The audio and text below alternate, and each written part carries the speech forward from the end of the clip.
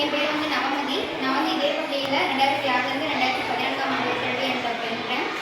நாங்கள் படிக்கும்போதெல்லாம் புத்தக பூங்கொத்துன்னு இருக்கும் முதல்ல. அது இங்கே இருக்க புக்ஸில் சின்ன கிளாஸ் மட்டும் படிச்சுட்டு இருந்தாங்க. புக்ஸ் நிறைய வேணும் அப்படின்றப்ப என்ன பண்ணாங்கன்னா, அங்கே அப்போ தலைமை ஆசிரியர் லைப்ரரி மேம் கிட்ட கேட்டு அவங்க 15 டேஸ் புக்கு கொடுத்துட்டு வாங்கிட்டு போயிடுவாங்க. அப்போ என்னன்னா அந்த 15 நாட்களும் படிக்கணும் அப்படின்ற மாதிரி விஷயம் இருந்தது.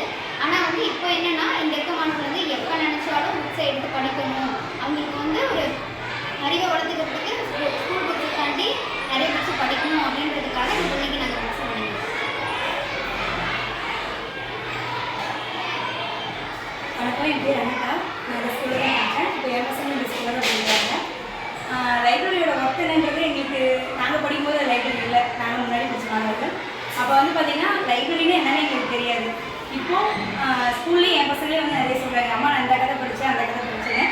ஸோ அதனால் என்னால் முடிஞ்ச இந்த ஸ்கூல்.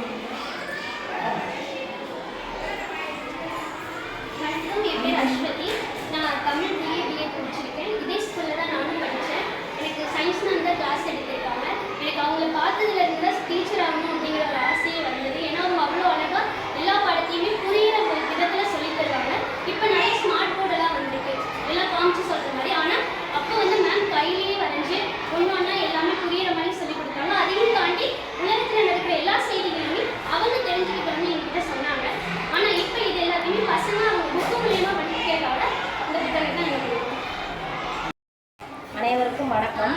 என் பேர் டி ஜெயந்தி. நான் சிமெண்ட் தரையாக இருந்த பள்ளிக்கூடம் இப்போ தரம் உயர்த்தப்பட்டு முன்னாள் மாணவர் சாந்தகுமார் ஐயா அவர்கள் மூலியமாக தரையோடுகள் பதிக்கப்பட்டு இன்னும் மேம்படுத்தப்பட்டிருக்கு பள்ளிக்கூடம்.